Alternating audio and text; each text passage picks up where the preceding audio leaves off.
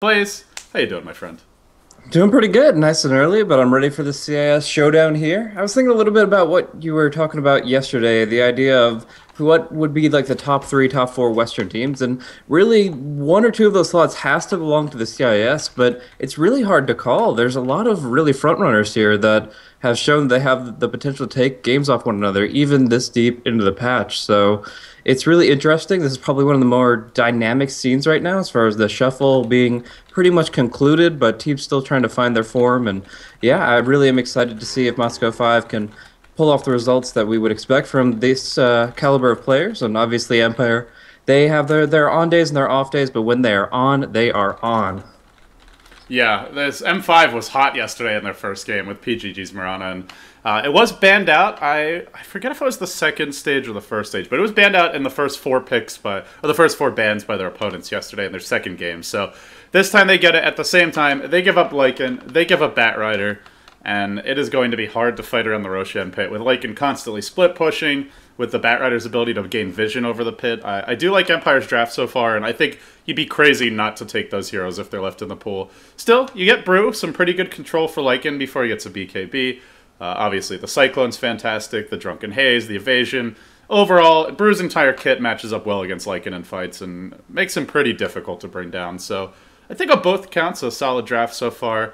I do find it interesting, though. You know, we just don't see much emphasis from the CIS teams at building Roche-centric lineups. Like, we very rarely have seen teams go for a lot of Death Prophet, minus armor heroes like Alchemist. This was something we saw a lot of out of EG at the World Esports Championship last week. We also saw a lot from Vici Gaming and the other Chinese teams, and I'm wondering if we're going to see it more over the course of this tournament. But so now it seems like the teams don't really care so much about Roche. But not to say they don't want to go for it, but they're not really drafting with it in mind the same way. Yeah, and of course there will be some key heroes banned out here. Obviously, we saw the Faceless Void Skywrath taken out by Moscow 5, the Death Prophet Razor to kind of constitute the Death Ball slash Roche attempts. They take that off the board as well. So, I mean, they are denying those picks to some degree and just trying to prevent the possibility of them, but you're right. They really haven't been implementing them the same way we've seen a lot of teams do so, and the gameplay therefore focuses more on getting experience from the enemy, getting a lot of kills, getting a lot of action across the map, and that's what we love to see. Of course, we love to see a lot of activity. Usually, the Roshan forces those fights, but a lot of times we actually see it just kind of going one way. Like the first three Roshans pretty much guaranteed to one side just based on the draft alone, and that's not always as interesting to see. But we'll see something a little bit more contested here. Obviously, Empire are going to bring in a lot of early momentum behind the Lycanthrope and the Batrider.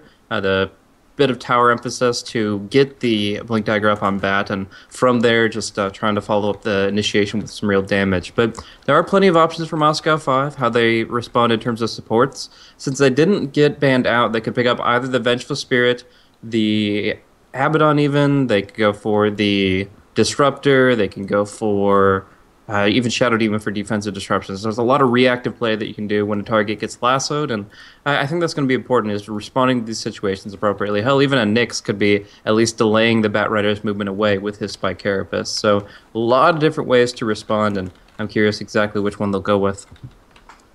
Yeah, I am interested. The Venge still definitely out there as an option. Also, Faceless Void has made it into the first phase of bans, which yesterday didn't really see that at all. And we'll get some more control now for the Lycan. Also a good way to deal with this Batrider when he jumps in with the Sleep Grip, and perhaps most importantly, set up for Mirana's Arrow. So I'm actually liking this Bane pick quite a bit, but my one concern is I look at M5's lineup and they have almost no D-push. There was a Rubik out there who's okay set up for the Mirana. There was a Sand King as well, which has seemed to be less of a popular support lately in the CIS scene. They're more going for the Earthshaker, but getting neither of those, it does put a lot of pressure on them to find some ganks and pickoffs, because else I do look at them as a lineup that has very, very little ability to stop the split push and clear out the waves. Yeah, but we'll have to see how much Empire puts emphasis on that. Right now, the Lycan is the one hero that can really just take down towers pretty well by himself, but if you just pick up something like a hero that can teleport to the lane, do a quick little wave clear, it's not going to be the end of the world. Like, right now, unless I go for a lineup that is really heavy in Roche, it's not going to be defining how they play.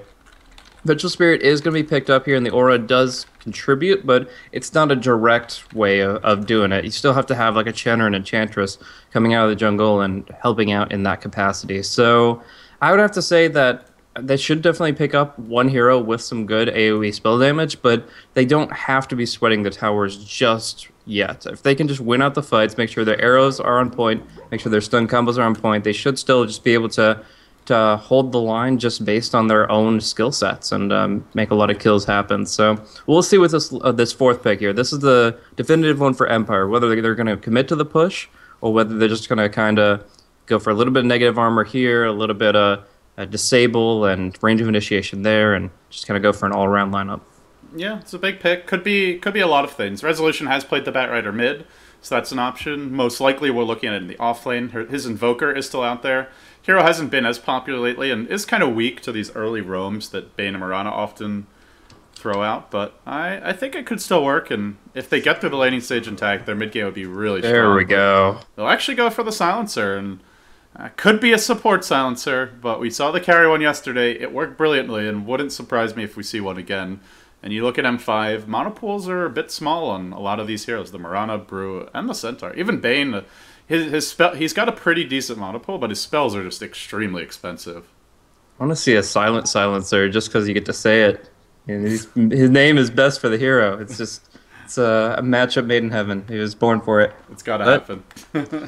There you go. We'll see the puck banned out. Yeah, I think that actually would have been a problem for the Centaur there. If they could get some kind of lockdown to prevent them from stampeding away right when the Global Suns comes out, the fight is kind of auto-won for Empire. So the puck would have been very difficult to deal with, but there still are a lot of kind of hard stun, hard lockdown type abilities that can cause them some grief. I'm not sure. They wouldn't really go for like a Disruptor or Treant Protector at this stage in the draft, but yeah, I guess it's possible. I mean, if they do run the aggressive tri-lane, then obviously they can pick up one more support, but otherwise you're going to probably see that Silencer in the supportive role as you were talking about from yesterday, and then the Lycan is the one that they need to give farm priority. So it's still okay to have a Silencer in a supportive sense, because when it comes down to the late game, he still actually is one that can transition into semi-carrying the game on his back. He can still get that Aghanim's Refresher around the 40 to 50 minute mark, somewhere in there, and he can actually make a huge contribution in that regard. But we'll have to see. A lot of this will come down to lanes, and Moscow 5 have to keep that in mind. And a Slark. So they'll get the 1v1 shutdown for the Batrider, and this looks like it's going to be an aggressive Centaur tri-lane from M5. Bane Mirana arrow setup, Stomp follow-up. You get a Brewmaster mid who, well, I don't know what he's laning against. I was thinking maybe it'll be the Lycan mid, but Brew is a tough matchup for him, so not so sure if that would be the case. But yeah, I like this Slark pick. It kind of fits with what M5 has been doing. They've been one of the more aggressive laning teams in this tournament, and Empire will go Doom. And this is a concern for me. Their lanes are looking pretty weak, and I think M5 are going to look to punish that with an aggressive tri-lane. Yeah, the lanes are going to be the weak point for Empire here. They have a lot of potential in the mid game, especially when all of their ultimates are available. I mean, that's a scary team fight. The Lasso, the Global Silence, and the Doom. You don't feel like you're going to be comfortable with going into most fights, especially as the Brewmaster. You have to be very careful. But that said, if they just really put the pressure on in the laning phase, I think that they're going to be able to just win this one out and at least prevent the Lycanthrope from getting the early momentum to push. Like, his Vlad's timing is going to be off, his just general momentum. But right now they're going to send Mag to this safe lane, it looks like, and they're going to make their way up top while Resolution goes for the solo mid. Well, with that said, guys, we're underway for day number 2 of 3 for the Gameshow League. It's our first of 8 matches on the day, so if you plan on staying awake, you'd best get yourself some caffeine, some coffee, and stay alert, because we've got a lot of Russian Dota coming your way. We'll start with M5. You got Vigas Tratata on the Brewmaster. Nexus will be handling the Bane. Below your brain on the Centaur War Runner. That puts Tron onto the Slark, and PGG, the legend himself, will be playing. That support Mirana was sensational yesterday. I'm hoping he can deliver again today. On the side of Empire, Mag, safe lane Batrider for now. Resolution the Lycan mid, so they are going the Lycan mid. I mentioned they might. Silent will be on the Doom off lane. Always want to fly the support Silencer. And Solo, the support Venge. Aggressive wards getting dropped down. And the smoke will continue. Both teams getting similar vision of this hill. They've now blocked off the big camp. And M5 just looking to ensure that this Doom and Batrider don't have an easy time in the woods. So, good call by Empire. They have predicted the lanes perfectly. Now the question is, will the lanes work out? Batrider, as elusive as he is, if he gets caught by a sleep, he's still probably giving up first blood. Most definitely. There's still a lot of potential to lose out the lanes here for Empire. Even if they saw it coming, it's not cut and clear just yet. I mean, we'll see Tron on the top lane, what he can do on the Slurk, and if he's going to be able to survive the barrage of disables and so on coming his direction. But yeah, I think they might have to actually play a little bit of musical lanes, at least rotate the Mirana towards the top. Yeah, they're going to bring her up there, and she's probably one of the better heroes to deal with these confusing lineups where you see, okay, well, they're not really an aggressive tri-lane in the sense that the Doom doesn't look for kills early, but at the same time they're a threat they have to be dealt with, and they're going to bring in the response team. Centaur up top for now, but if the Mirana roams up there, he should be relatively well defended under the tower. And they are prepping for mid. Nexus ready to come in with the double damage run asleep, but quickly Resolution retreats into the trees. Believe he saw this rotation mid from earlier and is playing it safe. They did have an opening with PGG sitting just north of the lane for a sleep arrow setup. And now PGG makes his way top. Starts trading blows with the Silencer. Difficult support here to trade blows with, though, on your own. And already you can see the auto attacks of the Silencer adding up, even before the Stolen Intelligence. Hasn't even skilled anything yet, so we'll see if he wants to level up the glaives or not for that early harassment. So yeah, mid lane. Yeah. It's notable that Curse is Silent makes it very difficult for... Oh, sorry, go ahead. I think he might be lagging or something. There's kind of a delay there. But yeah, go ahead. Sorry, it's just notable that the... Sure. It's notable that the Curse of Silent makes it very difficult for the Centaur to actually get stuns off in the lane. Like, he only has an extra, like, 90 mana to work with, so you get a couple curses on him, and he's not really going to be able to contribute too much. So we'll see if that's going to be an issue for him. But I think that's one of Bane's problems as well. He has pretty high mana cost spells, and even with the Enfeeble spam out, Curse of Silent could be very painful against him. There's your sleep. Solo's going to tank it. Unfortunately, I don't know if that's going to be enough for him. Then it eats the double edge, and Solo, well, he took the bullet, but then it just killed him off. Blow Your Brain will end up going down to the trade from the Glaives. Nexus now looking for a secondary kill. They will find one. Silent still being brought low by PGG, but these Glaives of Wisdom are doing a lot of early work. Silent turns. It's going to be 3 kills going the way of 3-for-2 exchange. Well, the first blood still going the way of M5 in the end, but an expensive first blood at that. Yeah, definitely. 3-for-2. It's going to be a very active laning phase, we can tell. They're not. Neither one is going to give up the tri-lane just based on He's level those 4, and I want to point out, he actually leveled up his Glaives twice, which we really don't see much on supports Silencers early on. Normally it's the last word max first, and even like some points in Curse, but hey, he just saw an opportunity for kills, and he went for it. Yeah, I think that's a pretty awesome way to perceive it. I still think the Curse is really strong against Bane and Centaur, but in this case he prioritizes that, and Arrow's going to hit something. Oh, is it? It's going to hit Silent at point blank. That's not what they're hoping for. Blow Your Brain wildly going for a stomp. He'll end up getting caught, picked off by Solo and friends, and now the chase is on. With the bonus damage from the Vengeful Spirit, a secondary stun, M5 are getting run over. This support Silencer is wrecking, and PGG's got to be careful. He's got to leap. He's trying to bait him in a little bit farther, and Always Wanna Fly might just die to taking the bait. The leap back, the turn with the arrow. Wow, PGG. What a bait. What a play. Silencer should have seen that coming with the stick charges and the fact that leap hadn't been used, but, well, they might get him anyway. The dive's here. Just 2 auto attacks. 1 from the Doom, 1 from the Venge. They'll get the kill. Oh, my. Still a fantastic play by PGG. A kind of subtle and understated aspect of this tri-lane is actually Doom's contribution beyond just being the arrow tanker and the big brute force. He actually devoured a Centaur, and that 15 attack speed has been doing work for Always Wanna Fly. Those Glaives have been flying out left and right, and it's tiny, but you get that free Gloves of Haste, and you're able to actually throw a lot more auto attacks out in these skirmishes. So we've seen that come to a result pretty quickly, and even tanky heroes like Bane drop. Has +10 in. This is a very farmed Silencer. It's the bottom room. There'll be a bit of a skirmish for a haste, and in the end it was picked up by Mag. He's bottled it. Now looking to dive for this one a bit deeper. There's no leap for some time. There are stick charges.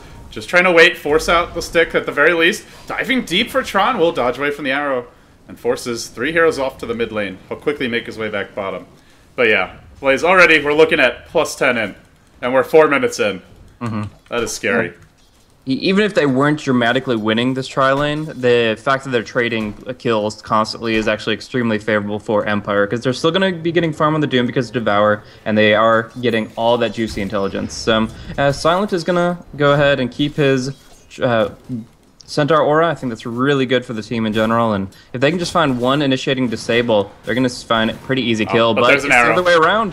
Oh no, always want to fly. Then the turn comes as Silent and Solo strut forward, looking for this Bane kill. There will be a sleep. There is still a Brain Sap available, but Nexus going to be forced to use this one, I think, with the last word ticking him low. He ends up popping before he can get off the cast, and gives up another 2 intelligence. It's 12 intelligence for Always Want to Fly, and we're barely 5 minutes in. Yeah, and worse, 2 less intelligence for Bane. This hero does not have great base intelligence. He's equal in all stats. You can actually just look at his stats right now. It's usually 26, 26, 26. He's already lost 6. He can't cast Sleep and Brain Sap without stick charges. It's at that point now. He's lost 6 intelligence in this laning stage. Absolutely insane. He's going to lose more at this rate. Stun up. No, maybe not with the 2-hero stun. This will actually turn against them. Beautiful arrow. Nice follow-up for PGG with the leap in Starfall, the 2-hero stomp. A much-needed turn from 5. And now bottom lane. Tron looking for Mag. Can't quite go in all the way. Has 9 stick charges if Mag chooses to contest. It does he's about level 6, so he's pretty much got this lane under wraps now. Yeah, and this is generally how I expect the Slark versus Bat matchup to go, is for it to be fairly even at early levels, and then once the Slark starts getting close to level 6, he can threaten for some kills. As he's already on the wraparound, and he might find the Bat Rider. He will do so. Looking for the leap. He gets juked. I think he might have this kill anyway, though, if he just chases... No. Not going to get the kill in the end. Missed the leap, and now 4 heroes rotate onto him. They can't get the missile, though. I think he's going to be silenced. I think he might be dead here to the Lycan. Leap, cooling down in a few seconds. Can he body block the leap? No, not able to do so. Tron makes it down the low ground. Leads Empire on a merry chase around the map. And they're walking into a Bruce split. This is not advisable, Solo. Don't go there. Okay, he won't. Yeah, he was thinking about it, though. This is very, very active for an early game of this sort. Like, this is really what Empire were looking for, was just the bloodbath that would ensue if they were able to put out the aggressive stance in the laning configuration and just go ahead and have those initiating disables. So we're going to see that Doom come out on Nexus. He's dead. Last word's going to be enough. Even with the Centaur Stampede, he's going down. Yeah, we'll end up popping, and now the global. It's already a level 6 silencer. Support aggressive tri-lane. We're 7 minutes in. Always Want to Fly will pay for this one, but not before collecting yet another 2 intelligence. He's just been racking it up all game long. He's level 6.5 now, and the same level as the enemy Centaur, the farmer in the tri-lane. That's kind of ridiculous. They will get silent, though. It looks like they got a bit of a trade here. Not much of a way out. He's got stick charges. Doesn't even bother to pop them. No, oh, he will. Then he'll stomp. But he ain't going anywhere, I don't think. Chase a little bit farther. They can Dark Pack this one off and get the kill. And they will do so. So they get the trade, but it takes a long time, and this frees up the bottom lane for Bat Rider, who happily farms towards his Blink.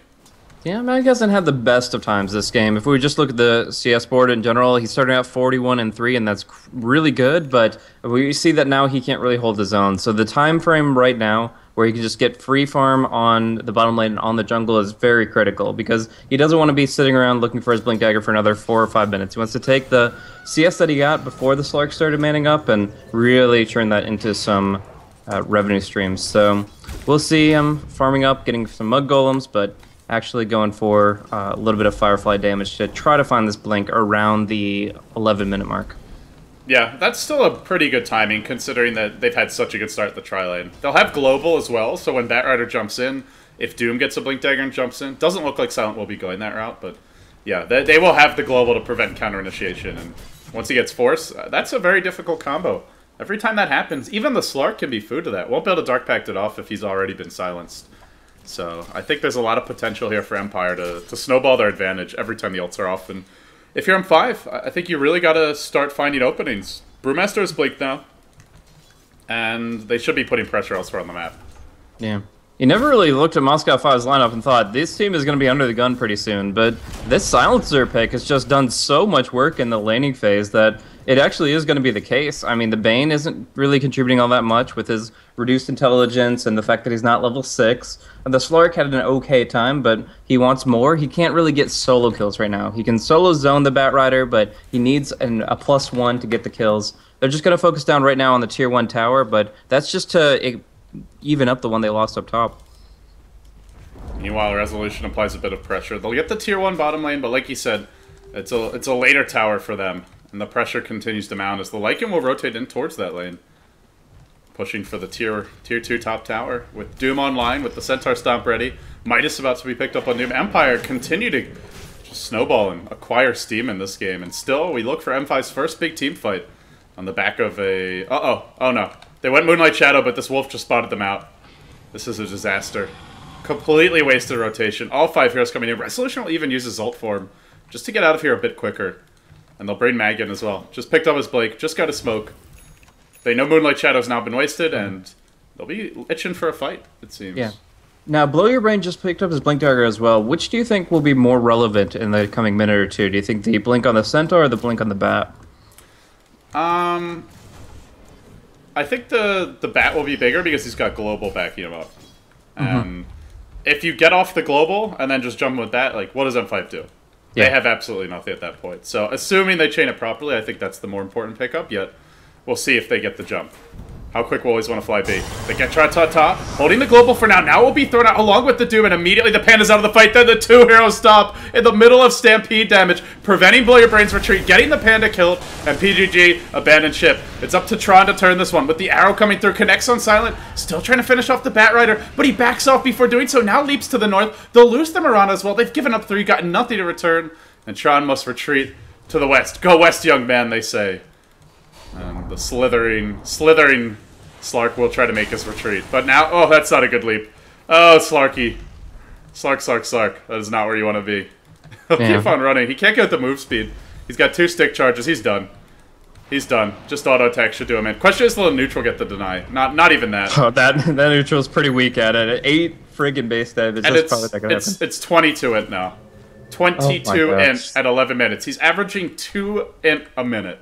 Bonus int. That's a Mystic Staff almost. Like, they just almost handed him a full 2,700 gold item out of this bonus, and that's taken from them too. So we talk about, you know, jacking camps, like stealing big neutral stacks and stuff like that. That's essentially like stealing a super ancient camp, because the amount of intelligence and the value of those stats that you've claimed for your own is not only obtained by yourself, but taken from your enemy. They're taking a lot of resources off the map, as during that Wild Goose Chase, Lycan was able to take the tier 1 in mid, and hell, he's going to be going for a Necrobook very, very fast. He's got a double damager and bottled, and he's about to find a haster, and it looks like they will defend mid lane. Batrider ready to jump in. They won't have global for this fight. That's the only concern, but still they get Tra-Ta-Ta, pull him back in. The defensive sleep will allow him to get off his split, and now the tides will turn. Always want to fly, force to retreat out, dodges the arrow, but still they follow up onto him. Doom onto Blow Your Brain. They'll keep the Centaur out of this fight for the remainder. And immediately the Silencer falls. He loses his gem in the midst of this. Ouch. Not sure who's going to pick it up. For the time being, nobody wants it. The Moonlight Shadow continues. At M5 on the back of that are trying to make their retreat. They actually snag the gem on PGG. The Bane will end up falling, and the chase continues. Resolution, hasted with a double damager in the middle of this fight. Who needs the ult form from the Lycan? Does give you that crit, which is nice, but it's just the fastest man you'll ever see. Oh, and he's saving the ult for after the haste wears off. And now he'll pop it. And he'll get Blow Your Brain as well. It's going to be 3 dead. Tron made his way out. PGG did escape. And he did get the gem. So still a decent bounty for M5, taking that away from the Snowballing Silencer. But not sure if it's enough.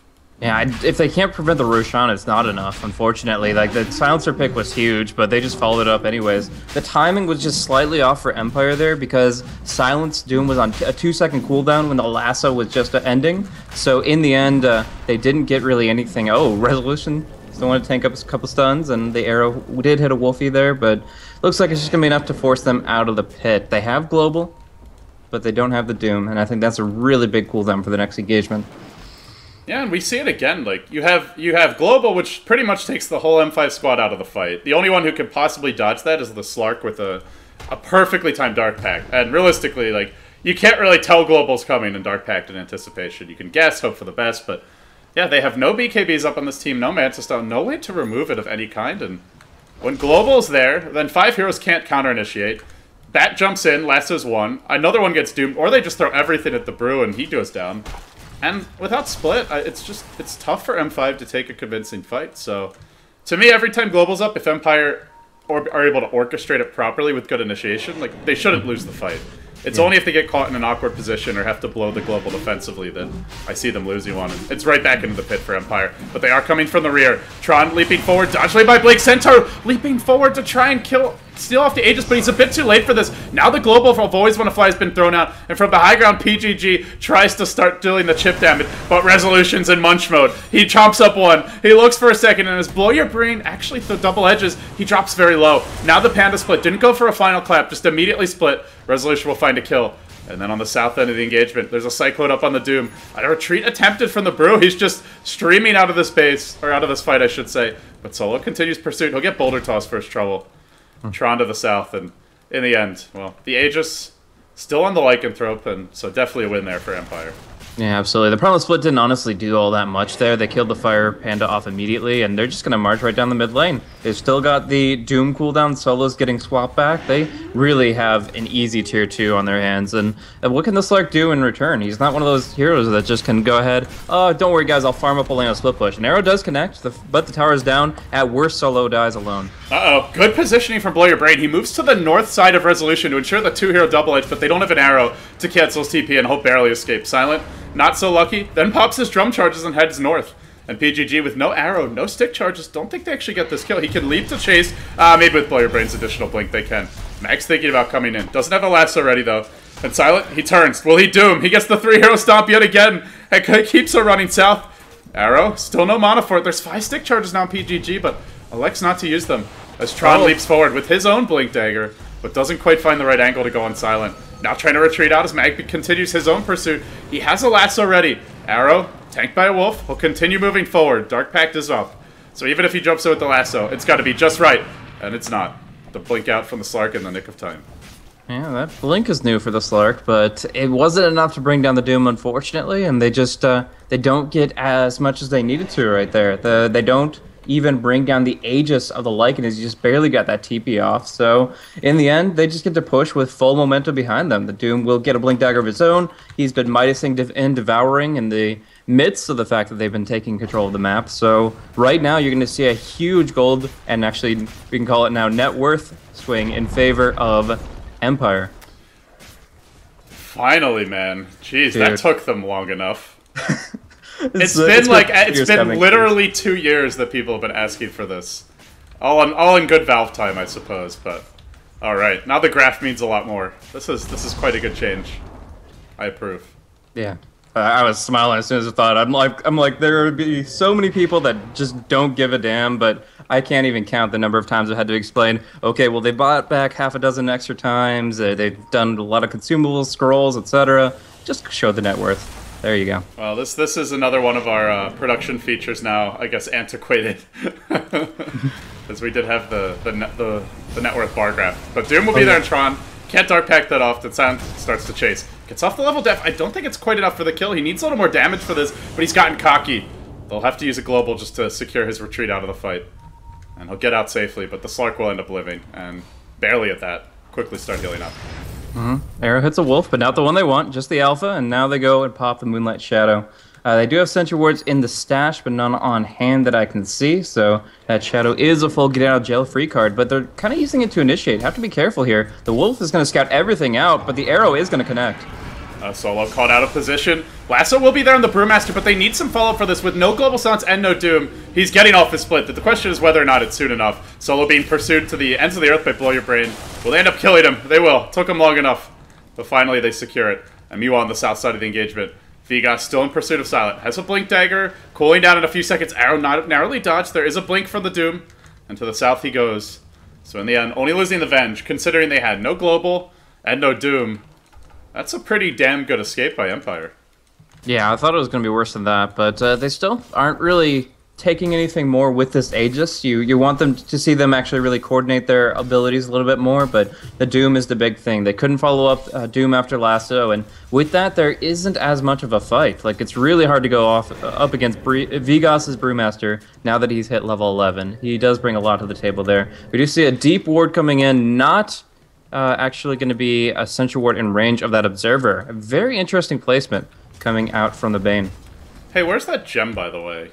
A good question. It's in the Dire... Oh, it's in the Dire base. Okay. Yeah, Moscow 5 were the last to hold it. Oh, mid lane. I was trying to figure out what happened to it, because I didn't see it on the Radiant Courier, and hadn't checked the Dire base yet, so... Yeah, M5 still hold on to that, and pretty nice. Mostly they just don't want to give it away, and potentially have the Moonlight Shadow countered, so the stolen gem remains in their inventory.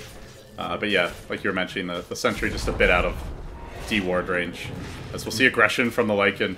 Charging forth onto the Bane. He will get caught by an arrow, clap as well, but remember, he does have his Aegis. So this is going to be life number 2 coming back in just a few seconds. The Necromanians are doing quite a bit of work, as the Courier is forced to retreat to the north, just as Gloves of Haste, but he'll take whatever he can get. Meanwhile, the Brew, not really microing at all, and he may end up going down just with Earth Panda form. He will, right as he returns to the main Panda, he dies. Just seconds before it. And he'll end up dropping. Another good pickoff. They still have Doom. Global's ready. It's high ground time, baby. This is like the worst possible situation for M5. As the Aegis was about to expire regardless. It was like 30 seconds off. Yeah. This Necro's actually really strong against the Bane right now. With him only having 440 mana, you saw his mana pool just evaporate. One cast from the ranged one, and he has half his mana pool negated. But we'll see them try to defend the high ground here. They're using Moonlight Shadow to go in, and they'll jump in and always want to fly. He gets off the global quickly, though. And now they look to turn this. A solo stunning one hero will end up retreating out. Tron also forced to turn tail and run. And it's a very bold Fiend's Grip, quickly canceled as they swap Nexus in a bit deeper. Nice Starfall from PGG. Birdie'd always want to fly low. He will get finished off. Tron's in deep, a little bit too deep. And say hello to the big bad wolf. Dodgy away from the Panda Clap. Does chase for the Mirana, but thinks better of it. Decides to back off at the end. They'll doom the Brew, but he doesn't actually have split. It's kind of a casual doom. Doesn't net a kill, and that Lycan I felt was going to do a lot more, but they didn't really lock anyone down with Doom right away, and just wasn't the best fight. The Necros weren't up either at that point. They used it on the top lane fight or the jungle fight, and so they just take the tier 3. They get some chip damage on the range racks, but oh, the Necros are going in too. They're gonna maybe try to suicide. Oh, look at the mana pool! That is just so ridiculous. They have like arcanes and bottles and stuff just to try to sustain themselves, but they really just can't hold against the burn. So they're gonna go ahead and lose about half the HP on their range racks. Oh, PGG. PGG arrows it. He can use that gold, man. He needs it. It's still not... Gold-wise, it's still not looking good. An Empire with Devour gold, piling up the Roshan gold from earlier, and probably more coming soon, as they do have all the towers down, so... Map control clearly in their favor. So, just wait for, I'd say one more Rosh, and then they will look to end this game. Don't let M5 get too much bigger. You've already got a single lane of Rex exposed. All they got to do is wait a few minutes. How long is it going to be? Could be a little under a minute, could be 4 minutes, and we'll find out soon enough.